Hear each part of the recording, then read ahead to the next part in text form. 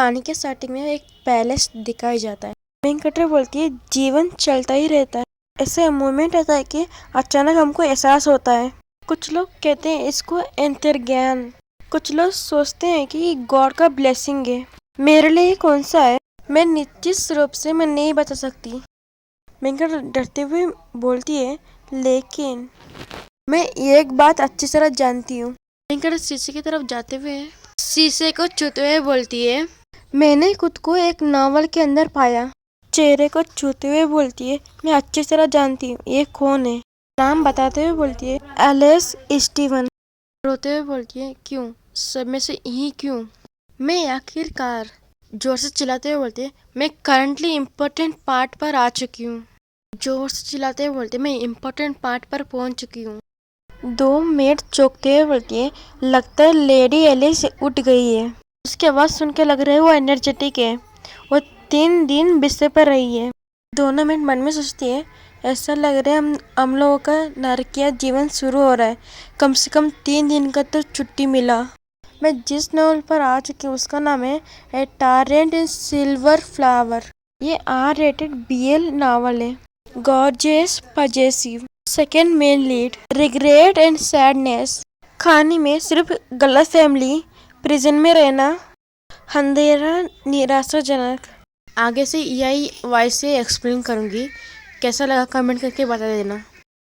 थोड़ी देर तक इंतजार करते हुए मैंने उस क्रूरतापूर्ण विरल अपलोडिंग टाइम टेबल को झेलना सीख लिया था और आखिरकार मुझे 2 हफ्तों बाद एक चैप्टर देकर अनुग्रहित कर ही दिया। दिल थामकर आश्चर्य और खुशी से भरा स्वर। और ये सब संभव हुआ उस वेब नॉवेल की कीवर्ड्स की वजह से जो मेरी हर पसंद से एकदम मेल खाती थी।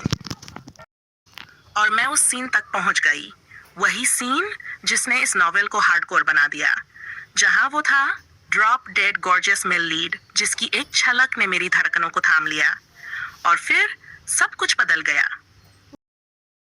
और मैं उस सीन तक पहुंच गई, वही सीन जिसने इस नॉवेल को हार्डकोर बना दिया, जहां वो था drop dead gorgeous male lead जिसकी एक झलक ने मेरी धड़कनों को थाम लिया और फिर सब कुछ बदल गया।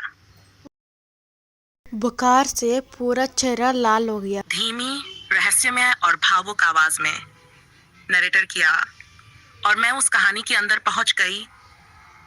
धीरे से दरवाजा खुलने की आवाज, धीरे से लेडी एलिस पलंग पर लेटी हुई लड़की हल्का सिर हिलाती है, बुखार में थकी।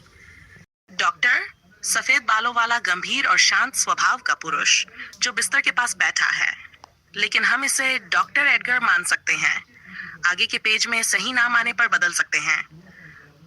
बीमार लड़की बिस्तर पर लेटी सुनहरे घुंघराले बालों वाली बच्ची जिसे लेडी एलिस कहा जा रहा है। धीमी,